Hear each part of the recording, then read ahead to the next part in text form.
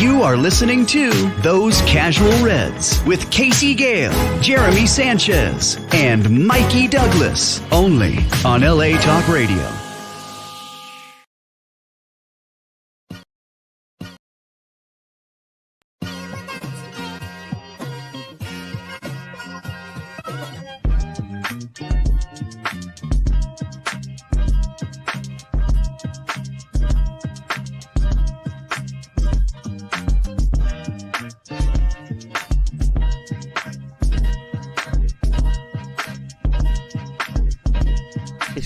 So you know the deal. It's time for Those Casual Reds with Casey Gale on LA Talk Radio.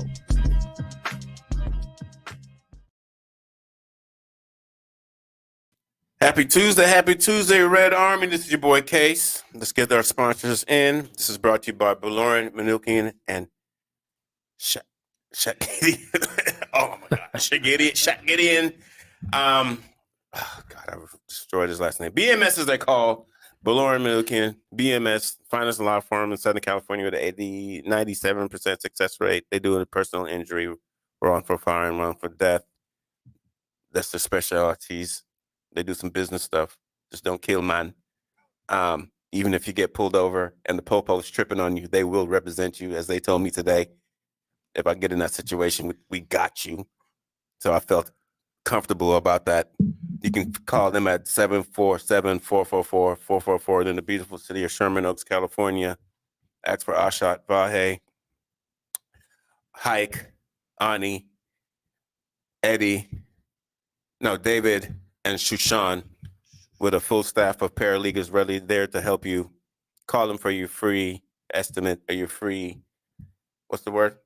I always go to you. Estimate. That's quote. You know, you look like a dance hall don every time I look at you. 747-444-4444. Everybody, bring everybody in. The fellas. This is a beautiful staff. This is a beautiful collection of stateside Reds. I got Mikey in Atlanta.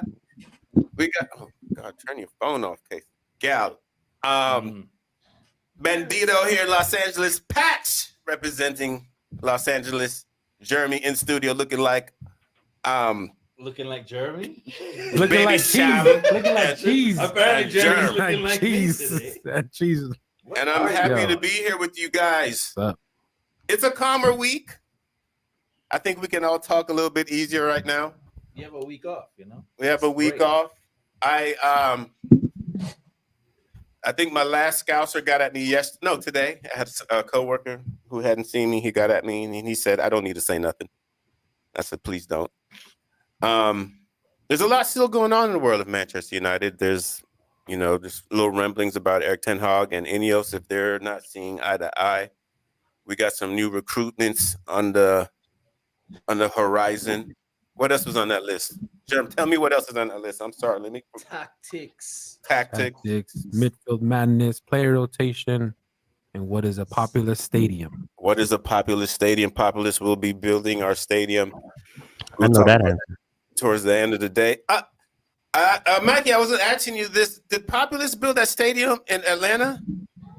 I think they built that Mercedes. The Mercedes. That real nice one they got. I'm not sure. I got a list of stuff they built though. Okay, and I'm gonna need you to read that list because there's one in India because I cannot say, and I'm glad that you have a list. So let's get into it. Well, first of all, let's do a round table. Mikey, how are you feeling today? Can you say the name of our sponsor again? Don't do this. BMS. 𝙈𝙊𝙍𝙀. Tyreek Hill, hit up BMS, man. They got you. They gonna get you right. 97% success rate. You go ahead and hit them up, brother. I'm backing you. His agent got him, though. His agent made a very important call. It's all speculation. And I know if I say who it is, Mikey can say speculation. But his agent, go ahead. BMS, we need you. We need you right now. Come on down. He shouldn't have been calling Drew, huh? He should be calling 𝙈𝙊𝙍𝙀. Drew called the police chief to come settle it out. He said, bro, we got a game at 3:30. What you doing? But anyway, let's get into this. But I'm good. Thank you for asking. Bandito. How you doing, Yeah, brother? I'm lovely. The word you're looking for is consultation. So, Hey, Quote look at the estimate. vocabulary, please. that's the bit. Let's do it. Come on. Our sponsors are taking care of us. Let's take care of them. Thank you. Yeah. And this is why I There you need go. you, gentlemen, because I suffered from several brain traumas, and I've destroyed CTE. several brain cells, and I also think my shit don't stink. Patch, Yo, Mr. World Famous, Anita Parr, give him a script and watch him work. How you doing, my brother? I'm good, fellas. I'm good. I just did some thespian stuff, as Mikey likes to say. I just put a little audition on tape, so I'm fresh off that. So feeling good. I saw something you did recently. It was on X videos. Oh yeah. Oh, wow. Listen, That's Fisher. I was new to Amazing performance. Amazing performance. I was new to That's LA. my I had bills. You know what I mean? Oh man. My studio. Shit. I'm glad the heat wave is over. I don't know about your Is side it of town. over? I don't know about your side of town, but on my side of town, it was 75 today. Shit was back to normal. I was loving Damn, life. 75. This is That's good. lovely. I was loving life. Yeah, man. Yeah. 75 is beautiful. That is- Good weather and no Manchester United stress. It was a good day. No Manchester United stress at all. Germ, I'm back doing from his good. beautiful trip. Yeah, man. It's Vacay. it's good to kind of get away from all the noise that was going around. It's a good It was time. I picked a good time. I'm like, boy, am I glad to be away from the noise. Currently, I'm still sitting here watching Mexico and Canada still 0-0. Ooh. I love to suffer, not just with United, but with my next Mexico national team as well. So, Glutton for punishment. yep, exactly. I have put myself in a corner with some of my boys because I've been saying, Hey, Canada- yo. oh CONCACAF God. team. Canada's the best CONCACAF team. I said Canada is the best CONCACAF team. Do you disagree? I don't disagree. I'm just concerned about you in the corner with your boys. Yeah, That's Hey, what yo. it was. that's a pause. Put myself in a corner with some of my boys. Yeah. You can't make this up. Hey, don't let Sinatra hear you say that. Don't let Fisher hear me say that. Yeah, so I put myself in a corner. Sinatra is. Let me not even finish that sentence.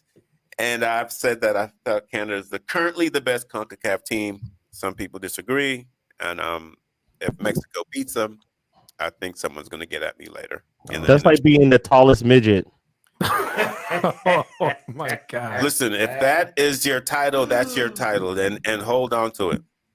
So let's talk about Eric Ten Hag and Ineos. There's a lot going on. Well, not a lot going on. A lot of speculation. A lot of speculation. Rumors came out that Ineos wants to see a playing style. They just want to see us play better. They want to see Eric Ten Hag. They don't really. This is according to the Manchester Muppeteers. They just want to see a good football, a style that relates to long-term success. They don't care who plays. Mm-hmm. They just want to make sure there's progress, and he gets it right. There's rumors coming out that Eric Ten Hag was offered a new contract, and he turned it down because the terms are not what he wants to be. Because as we know, all they did was extend his contract. He didn't sign a new contract. So do you guys feel, and I know this is a lot of speculation, do you think there could possibly, I'm going to speak to Bandito first, do you think it's possibly they're not seeing eye to eye on something, or is it just a wait and see type thing that's going on with the club and Eric Ten Hag? I think this is all rubbish. I think obviously he's under pressure. We know that. There's a run of games, probably to the next international break. But there's a good run of games in the next 3 weeks. So yeah, progress for me is in the league, going up the table and moving up, not necessarily the cups. I mean, that's what we want to see. There's a lot of people talking that Ineos has a structure. Now that they have a structure in, they want to see Ten Hag not be as hard-headed and stubborn as maybe he was in the past. Yeah. Not worrying about what Marcus Rashford did 2 years ago, not worrying about how much Anthony costs to come in, and just play people on form, be a little more pragmatic and not so rigid to, defensive styles and that kind of thing. So I mean, I can see that. I can see that that's their job. It's to have that input, and hopefully Erik ten Hag and his coaching staff take that advice.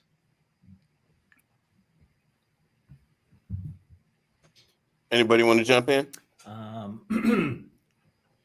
I agree with Bandino in terms of it's all speculation. I'm not buying it. However, if I am Ineos, or if Ineos is feeling the way I'm feeling, we feel like we're watching this man try to turn the Titanic around. And it's obviously going to be a process, but it's just like, yo, for the little bit of turns that we want, if you're like going to turn like a quarter turn every game, like I feel like we're looking for like some little improvements in the style of play. And for the last 2 games, we didn't see it, and we look terrible. And this is like carrying over from the previous season with this whole no style of play and this rubbish ball. It's gotten a lot better. I'll give you that. It looks like, especially I thought we looked good in preseason for sure. But if Ineos is like me, we're just like, yo, I just want to see more results. Like I feel like I'm not seeing anything. It feels like we're stuck in the mud. Your players don't seem to understand what you want from them. I'm not sure, but when 11 people are out there, they don't look cohesive at all. Like we just watched these men, or at least I don't know who watched international games, but like I was like, these guys don't train together all the time. They don't play together all the time. So why is international break such a vibe? Why does it seem so seamless to just like slot back into your national team? And why doesn't that translate when you come to play for Manchester United? It's hard to judge on the international break because international break is not as intense. The coaching is not as intense because you don't have time. And I get it because a lot of people have come out and said, oh, everybody looks sharp when they leave us and they come together with us. I mean, it's better coaching in the Prem than you're going to find in the international break. So I guess that's, to your argument, that's what it could be. I mean, I did struggle with that too. Like, why they don't look so sharp? Mikey, this next stretch of games and are playing. Well, first of all, Mikey, do you see a playing style? Yeah, I see. I see what Ten Hag's trying to do. I wouldn't necessarily. I see a playing attempt. I see what they're trying to attempt to do. We want to play out the back. Okay, the midfield I'm not too sure about, because there's in stages where we're kind of bunched, and there's times where we're like spaced out, and we're just too spaced out. And the times we're spaced out is where we get caught out, or like we're trying to play out the back, keep possession, press at time, right? But I'm not too sure what the hell we're doing up front, because there's times when we were putting what's his name, Xerxes off to play this little 9.5 on the wing type thing that listen, the guy's a 9. He's not a winger. He doesn't need to play on the wing. I'm not a fan of that. But there's times where we got 2 guys up top playing the false 9, or then we're doing the 3-1-6 thing. So I know we want to have possession. We want to pull teams onto us. We want to play out the back. And also there's times where he's telling Onana to launch forward, to hit man, to get to the target man, because there's times where you can get in behind teams that are playing a high line, and Onana's perfect for that. But it's like if we don't nail down that number 9 position to catch guys sleeping on that top, it's like it doesn't really make sense to do. But and Onana's distribution has not really been helping how they've been playing. So there's times where I see what he's trying to do, and there's times I'm like, what are we doing here in this? Because there's teams every team's going to play is different. I like what you said, Casey, a couple weeks ago, and it's kind of piggybacks onto what Mike is talking about. We get a style of play, how we want to build, how we want to defend, but there's 11 professional footballers wearing a different color shirt whose job is to put us off of that. Yeah. And it seems like they put us off of that too easily. Patch, Ineos, allegedly seems to be frustrated or concerned with their playing style.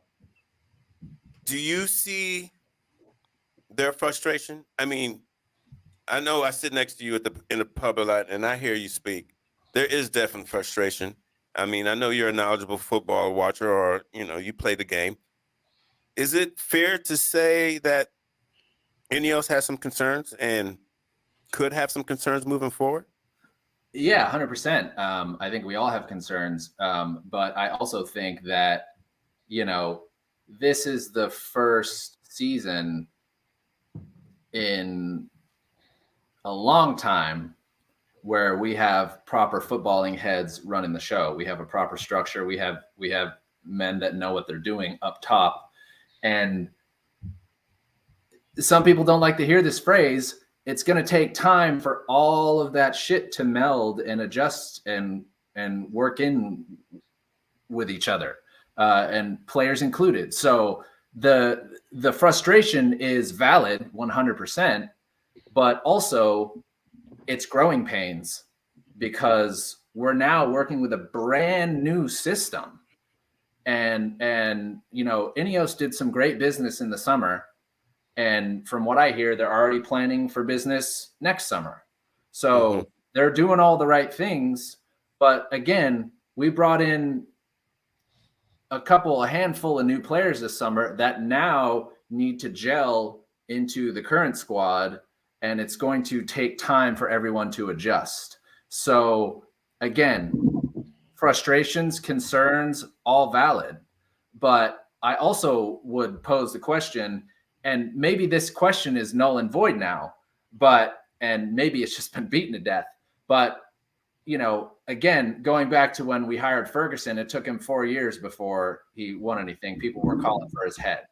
So should the new standard be give him 4 years and see what he does? And if if the same concerns, the same frustrations, the same shit like we saw against Liverpool is happening far too often, then is it time to say, okay, Eric, you've had your shot. Appreciate you, but the run is over. I mean, again, I'm a patient guy, right? But Sir Jim he ain't got much time left. Forgive me, sir. Well, yeah. I mean, again, we all want to see the club get back to winning ways. And like Bandito said, that's not just cup runs. That's progressing in the league. And last year we finished 8th in the league. This year, if we finish top 4, that's a positive progression. Is that where United should be? Of course not. We should be competing for the league. But is that realistic? I don't know. Especially when City, Liverpool, even fucking Arsenal and Villa are still pretty far ahead of us. But again, they had good structure, and now we finally have good structure. Now we can really start to go for a run. So, Jerm, jump in there. Same. I mean, we just gotta realize this is a marathon, not a sprint, right? Yeah. But at the same time, we live in such a microwave mentality that we want things to get done right off the bat. Instant gratification doesn't happen like that. And things that we want to last kind of have to marinate and take some time for it to kind of grow. But understandably so, we've been seeing this for so long that we want to see, once we already see these signings, we want to see that validation. Okay, this new structure, these new executives have got an actual squad out there. Why aren't results being set out, right? I think we just need a few more games. I'm with everyone. I'm assuming I'm with everyone, right? Giving Eric Ten Hag some time still to kind of get these boys in line. Ugarte's going to come in there, be in the midfield, do what he has to do, right? And then get Xerxes up there. Rasmus is still injured, right? So just getting everyone just healthy and 100%. And once we see all that gel together, I mean, I think you guys said it last week, right? Around maybe like Christmas time or November. If we are still not seeing any progression, then that's when I would start kind of just not saying out, but like, okay, scratching my head a little bit and starting to wonder what's the next move for the Ineos. Yeah, Go ahead. Sorry, Kate. The leeway, this is not the right word, but consideration has a cutoff point, like you said. you know, if yes, you get time, players integrated into the squad, new structure, all that kind of stuff. But come November, December, January or something, we're still seeing performances like we did against Brighton and Liverpool. Then it's like, what the fuck? So there's a point, there's a cutoff point. You know? Something Mikey said yesterday on his show, which stuck in my head. Is that a pause? No. Just if we lose man. to Southampton, shit will hit the fan. And I know you everybody here basically said we'll see in December. We'll see what goes on in November. I'm telling y'all right now. If I may add something to that, Add just so you know, Eric Ten Hag's record against newly promoted teams on the road. What are you about to say? No, he's got a good record. Okay. All right. If we beat Southampton, that'll be 7 wins against newly promoted team since he's taken over. So I'm just saying he actually has a record, a little mini record to preserve right here. Like, don't shit the bed. That might be the shittest record I've ever. So you're calling a win already. You're calling a win this Saturday. I'm just saying that is a shitty record. But I'm it's a looking record. at all you gentlemen right here. I'm calling a win. I said 1-0 on Mikey's show when he asked. Clip it. So everybody was saying December. I feel like these next stretch of games are important. They are. That's points right there. Because I was saying to Jeremy in the pregame, if he has a terrible run right here, Ineos might be thinking December, instead of thinking about bringing in players to help the squad, they might be, let's think about getting a coach. How do you guys feel about these next stretch of games for him? Go ahead, Mikey. Listen, we don't have a we're Manchester United, and we don't have a divine right to win any of these games. These guys have to show it. They have to turn it around for the coach. I know that they feel the pressure as much as Ten Hag's feeling it. Now, Ten Hag is a guy that's he's going to pretend like it's nothing, it's whatever. But it's pressure filled. That might be this game right here, unfortunately, might be the most important game. These next few running games. Every game's a playoff game now. Mm-hmm. Every game's a playoff game, because if he loses, or it's not even losing, you can't drop points. You can't have 2 L's and then draw against Tottenham. You have to go in and beat Tottenham. You have to go in and beat Southampton. You have to go in and you have to beat Barnsley. You have to beat these guys. So like, there's little error for mistake, because I'm telling you now, and for whatever reason, the internet makes a difference, right? It makes a difference. And I hate that. I hate it, but it makes a difference. We've seen it now. We've seen it. But we don't look good. It's even about looking good. We can't scrap a win at Southampton. It has to be a clear and concise victory, right? It has to be. Even like, it can't be, 88th minute, we nick a goal, because it also confirms still no style of play, still no way to score goals, and are we going to get 56 or 58 goals? Where are they coming from? It's going to confirm all those things. So, yeah, these next few runner games, I would love to win, but I can really say that I'm not sure, bro. I don't know. I'm in my heart, win every game, 3-0, let's go. But trying to be logical and not be as delusional, I don't know, bro. Bandito, do you think Premier League games, I don't say should we just focus on Premier League and don't worry about the rest, but say if he struggles and does well in the Premier League matches, would that be good enough for us? Or should that be good enough for us? He's struggling in all other competitions. No. Say he wins all his Premier League matches, and we falter in Europa. We need to rotate players. So we've got we got an early cup game. We've got 2 Europa League group games. So we've talked about these next 4 Premier League matches. We haven't named them. So it's Southampton this week. Haven't won a game. They're kind of like Burnley. They played really well in Championship. They played progressive. They like to possess the ball. They just don't have that last bit of quality. So you're not gonna just steamroll this team. You've got to make your chances count. But it should be a game we would expect. This is a game that we can go ahead and win.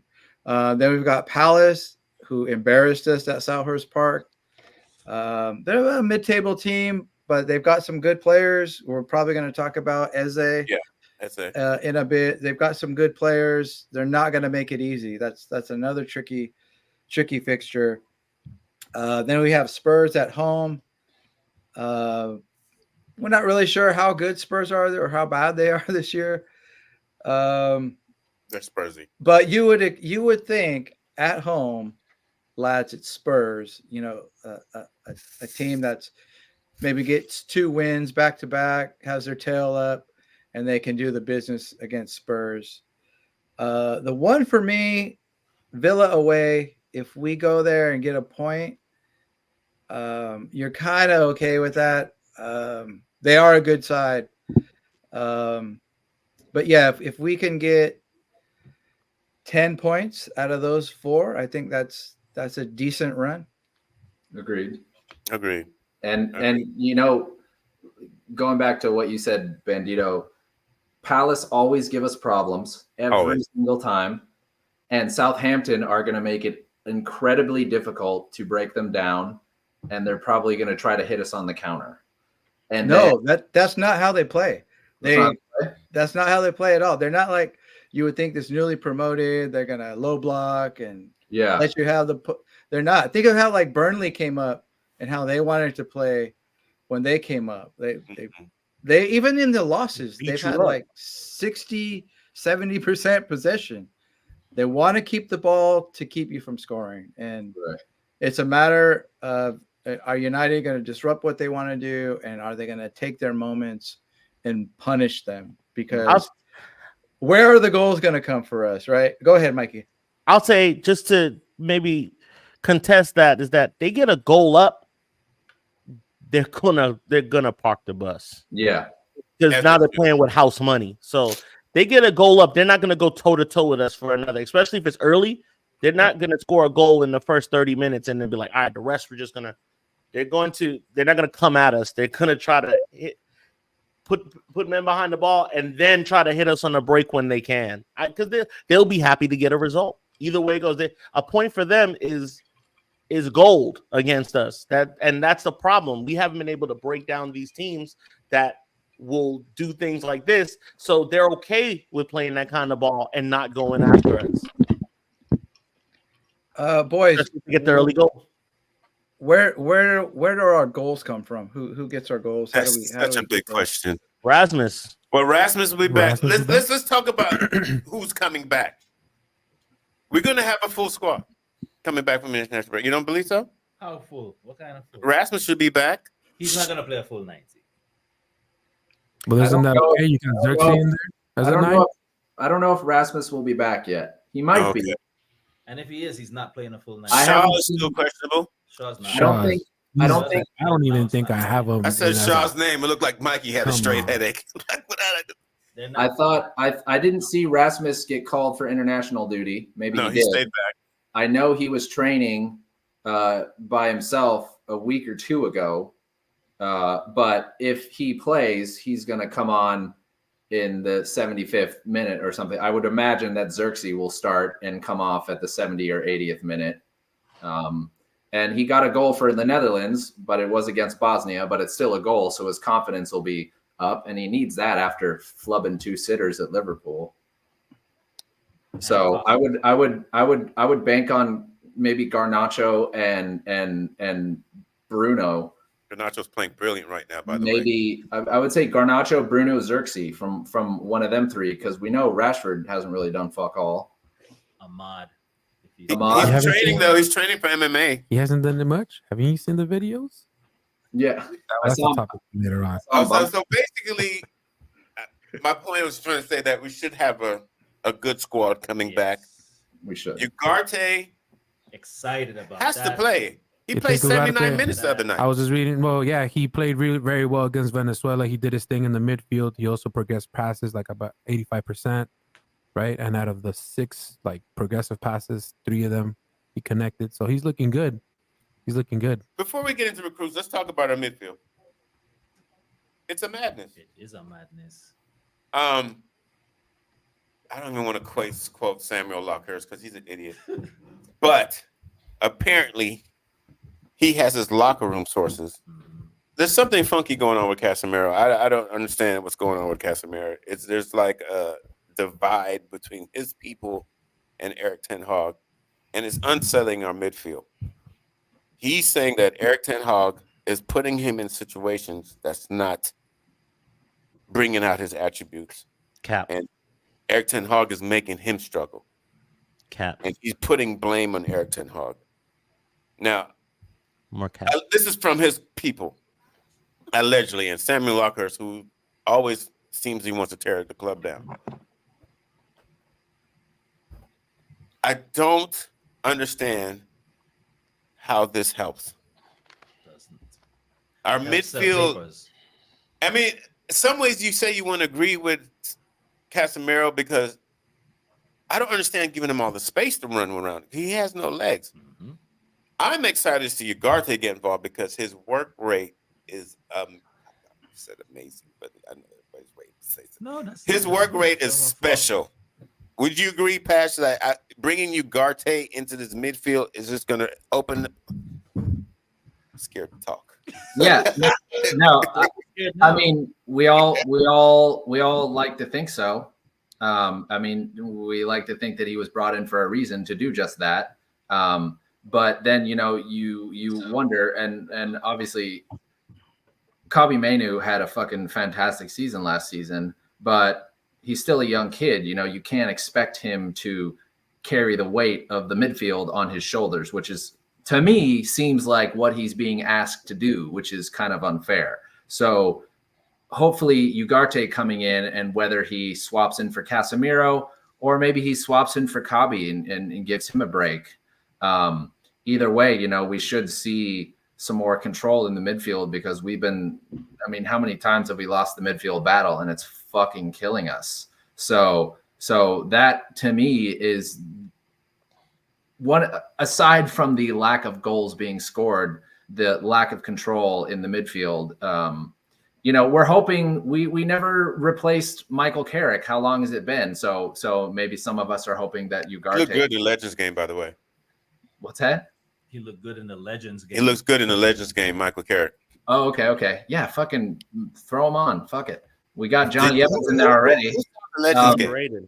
No, but I, you know, maybe Ugarte, that's sort of the role he's being asked to fill. I don't know. I haven't seen much of Ugarte in terms of how he plays and his style and stuff like that. So, I mean, it's another midfielder that we desperately needed. So hopefully, you know, he can fill some sort of void that we've been. I asked the question last week: is this a tactical issue or is it a player issue? Is it a personnel issue with our midfield? I'd say it's personnel because, well, it's both. Because, like I said, player-wise, we sold Scotty. Scotty would have come on against Liverpool, not Collier. And you know, Scotty's good for a goal or two. But you know, I know. Some people don't rate Scotty. I thought he was a, you know, he was a man of the team. So I got a lot of respect for Scotty. Whether or not he was a Manchester United player is another question, but I got a lot of respect for him as a player. He always carried himself professionally. So, you know, we're hoping Ugarte is a, you know, Scotty on steroids in the sense that he just is capable of more things. So I'm excited to see what he does. Hopefully he'll get some minutes and we'll get to see.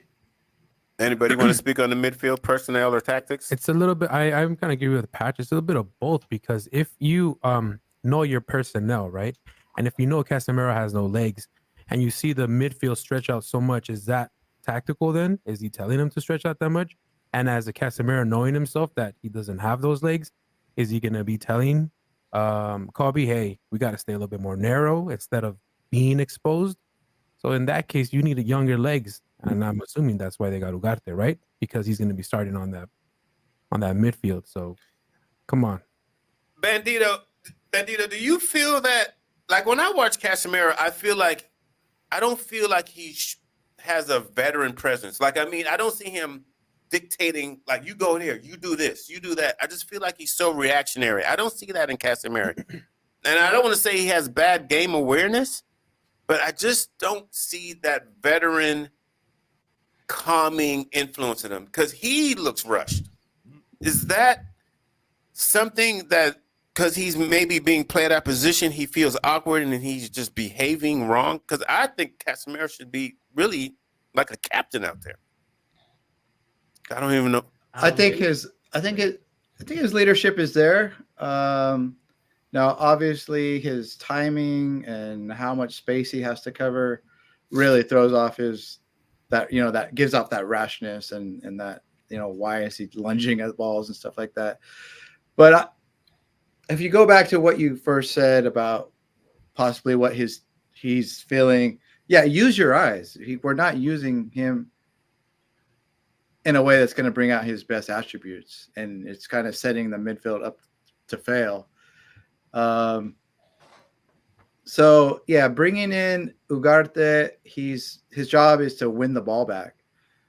He's not great at line breaking passes. Doesn't got that tight control like 𝗕𝗁. He's not, he doesn't have Hollywood passes like Bruno. He's going to win the ball back. He's going to carry the ball. He's going to get the ball to someone who can play football. He does have a nice ping out, to the wingers.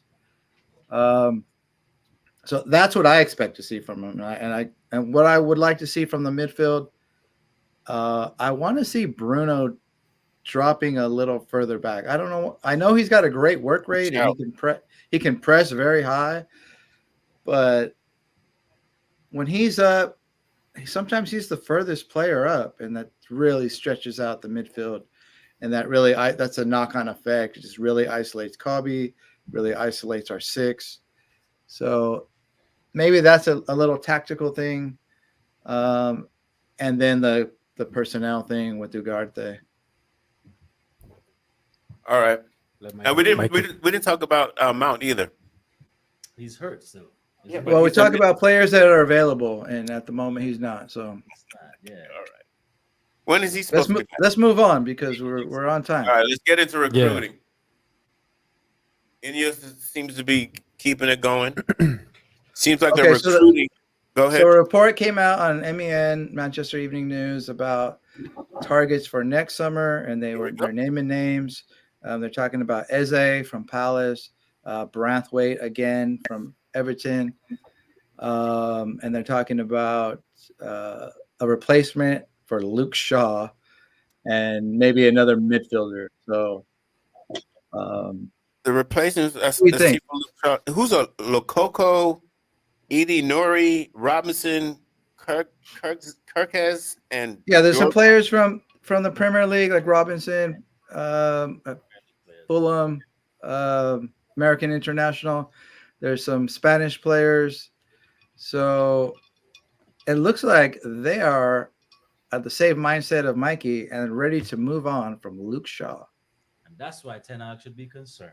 Because they're not just recruiting players. Mikey, is it a movement for moving on from Luke Shaw, or is just like our left back situation is horrible? No, I mean, bro, if you can't play 60% of the season, I don't want you to be Bruno. Bruno is an anomaly. He's an outlier. Yeah, he is. He really is. Okay, you don't have many players in their career to miss 5 games in 15 years or whatever the hell it was. Like, you don't have that, right? So I'm not asking you to be Bruno. And like, I understand that injuries also are like you can't script those. They just happen. But it's been a consistent thing. So it's not personal with Luke Shaw. I think he's a good player, but the experiment's over. The experiment is over. I'm tired of having Luke Shaw's gonna be fit. Like, look what he did for England. The guy shouldn't have went to England. He should have been spending his time resting, rehabbing, and getting back right to start for us. But he's so hungry to go play for them. To play 2 games? Play a whole game in total? Like, come on, man. Come on. I don't get it, but I understand that people. This game is short, so you got to take what you can get. But now, look, you're gone again. We don't have you.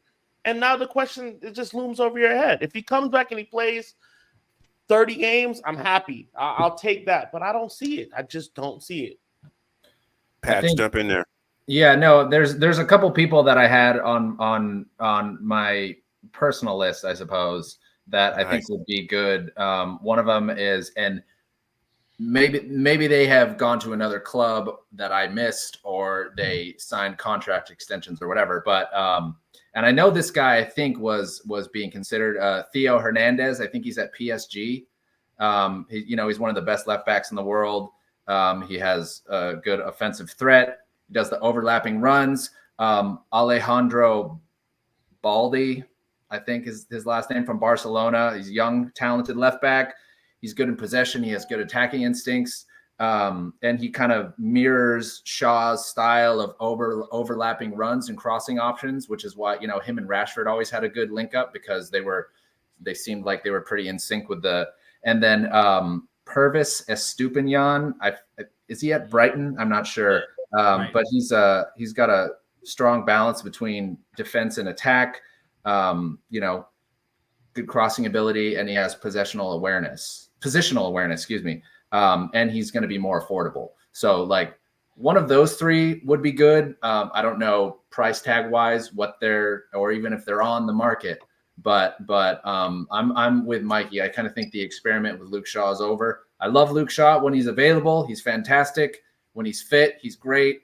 But he's just not fit ever. Like it's him and Mount are having a competition for who can miss the most games. And we just can't afford to not have a left back, and we can't afford to play Delo out of position, even though he could do the job as a left back. He's not a left back. So we got to have people playing the right position. So Studio, what do you guys think about Eze? His buyout clause is 68 mil. Pay it. Yeah, I say pay it too. He's the right profile for the team. We've done such a good job this past year of our net spend that we can actually make some moves. Does he? Let me just. Does he look like a United player? Does he pass the eyeball test? I think so. Yep. I think so. I mean, 100%. You got to know in here, Bandito. That's clear to me. Okay, talk about it. Why a no for you? Just based on my fantasy experience with him. About 8 goals, I think. Like that. Like I get 2 points for like 6 weeks, and then he'll have a breakout game, and then he goes back to 2 and 1 points. I'm just like, you disappear too much. Like he's not a stat monster, right? Right. He's not a stat monster, but okay. Look who he's playing for. But when for me, he passes the eyeball test. He looks I agree with confident. He likes to play well against. He looks a baller. He's comfortable taking players one-on-one and breaking down deep defenses, which has been a big problem for us, is breaking down deep defenses. And he's doing what Rashford seems to refuse to do, which is taking players on one-on-one. So for me, it's a yes. Technically, he's not to your liking. Not consistent enough. Look, yesterday I was saying on my show, I was like, United's going to have to break the bank with someone. I know that's not what Ineos is going to want to do, but I feel like every other top team has that one signing if they haven't amortized their team to death. But everybody has that one guy that they spent 60 or 70 million that's up in the upper echelon, right? Now we have a guy that we paid it was 83, and that was Anthony. Can't do that again, right? Okay, but we've seen Eze. We've seen what he can do in real time. The guy for us last year to buy was 𝙈𝙊𝙍𝙀. Mm-hmm. That was the guy to buy. Okay, Yeah. We missed that. Okay, that's fair. If we you're gonna flashed the get cash both on him, of them. I would have been happy there.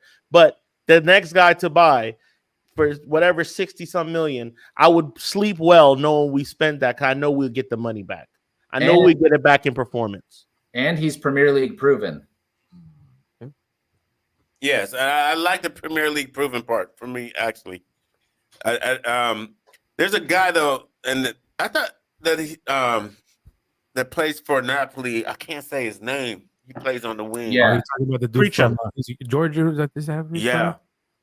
I like Yeah. that too. I seen him play a lot like a year before. That's So, what I like, said not last happening. night. I said he's 23 That years guy- old, and we should pay money. Whatever he wants, write the check now. Write it right now. Right? He's really good. He's a baller, and not just that. He gets after it. He runs. Creative. I saw him last year. Creative, links up well with his number 9. He's a baller, man. He's a baller. Yeah, I think the Rashford days are coming to the. If we don't start seeing something, especially come Christmas, I think we're going to start looking like we got to get a Rashford replacement. Him and Ten Hag, I don't maybe. see him leaving. You don't see him leaving at all? No, look at the wages he's on. Yeah, and that's a great point. Why leave? MEFC Charlie said, "Glory, Man United." MEFC Charlie said, "Another right back to United looking at." Another right back. Any other recruitment you guys want to talk about? I like that guy from Napoli, though. I forgot to bring him He's a up. baller. I think Yeah. he's a ball. Not just that, but they're known for their fitness level there too, so we don't got to worry about that. It's all the Okay, let's carbs get and into the this pasta. populous stadium thing real quick. I found this little article in Populous talking about them and Manchester United. It says here, this is their response to getting our contract. It says, for the past 30 years, Populous has designed stadiums that redefine the way we watch sports. Populous has left a mark all over the world, and I know Mikey has a list of stadiums and how they set their sights on and they have set their sights on Manchester United, Old Trafford. According to recent reports, Populous has recommended a complete demolition of the aging stadium and contracted a $2 billion contract a £2 billion masterpiece. This comes as no surprise, as they're known as to create a cultural asset rather than functional exercises, standing to no longer just be the end of themselves, becoming an entrance of urban regeneration. Part of Populous' goal is to turn these buildings and their decaying surroundings into a vibrant community. Part of Populous' goal is to turn the stadium and its area places and shift, and has a I'll see. Yeah, we know that. We know that. You get the We know point. the area. We know the area. Oh my God! It no longer just be as the end of all Okay, these. you beat that one to death. But we know the area needs was investment. Yeah, And we don't just need a stadium. We need something that works for the people of the community of Old Trafford, as far as jobs, the infrastructure there. That they kind of want to recreate what they have on the other side in the Salford Keys. Going match day, going to and from. So infrastructure around travel and train travel and that type of thing. It can't just be this big shiny stadium with beers that fill up from the bottom, right? So there's a lot of stakeholders, and we know that they have the task force. So Mayor of Manchester,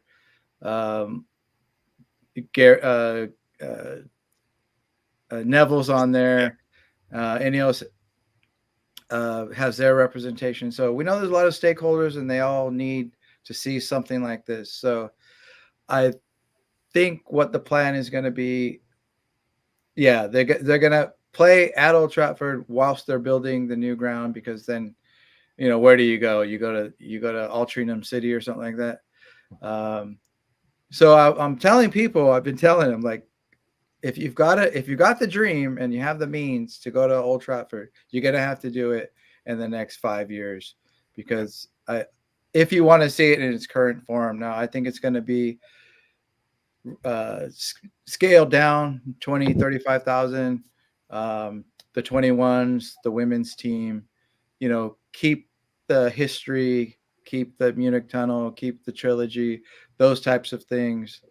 And then you get your new shiny stadium that's going to bring revenue to the club. And we want to be like, if we're going to say that we're the biggest club in the world, then we're going to have a stadium to match that, like Real Madrid or Barcelona. Facts.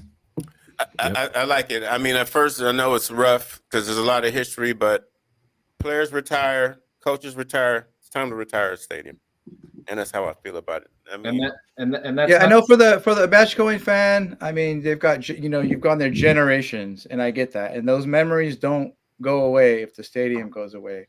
So I wanted to say real quick, because I talked to an Arsenal fan, a match going Arsenal fan, and a match going West Ham fan. They didn't write new stadiums. So Arsenal, they haven't really created what they had at Highbury, right? And a lot of people say, like, when they moved to Emirates, all the finance went to paying for the Emirates instead of getting in top quality players. Now, a West Ham fan, he said they moved to this London stadium, and they've won their first European trophy, right? So it's kind of about winning and getting in a stadium and winning and building that, and that's what's going to create those new memories, right? Pat, jump in there real quick. Yeah, no, I was gonna kind of tack on to what Bandito said is I know a lot of people's concerns with the potential demolition of Old Trafford, thinking, oh, the memories are going to go away. It's like, no, it's not. First of all, they change out the pitch at Old Trafford, so it's not the same pitch that George Best or Bobby Charlton or Dennis Law played on. You can take the Jimmy Murphy statue, the Sir Alex, the Trinity, and put that at the new so there will still be, you can keep the Munich tunnel, put that in the new stadium. You can transplant a lot of the super revered monuments, artifacts, whatever you want to call them, into the new stadium. So it's you can still keep your history even if you move it to a new stadium. But like I said, it can't just be about the new shiny stadium. It's got to be about also the surrounding community and stuff like that. So, and maybe I missed it. I haven't seen any sort of proposal. Maybe it's too early for them to have put something, concrete together. But, I think we'd all be maybe interested to see what they're proposing. But I don't know. I'm not a consistent match going fan, so I know it's it's going to be different for the people that go every week and stuff. Nice. On that note, I gotta end it. Right? I just got a message from the boss. That's our time for today. That's our time for today. Does it look like a win for everyone? It has to be. No, it's going to be a win. Right? 3-0. 2-0. 4:30 a.m. O'Brien's Irish Pub, 23rd and Wilshire. I want to thank Mikey, Bandito, Patch, Germ, Cheese. This is another one of those casual Check Red out show. Mikey too on Thursdays. Yeah, please. United Fan Zone is amazing. Check it out. One love. We're in the alley. You are listening to Those Casual Reds with Casey Gale, Jeremy Sanchez, and Mikey Douglas, only on LA Talk Radio.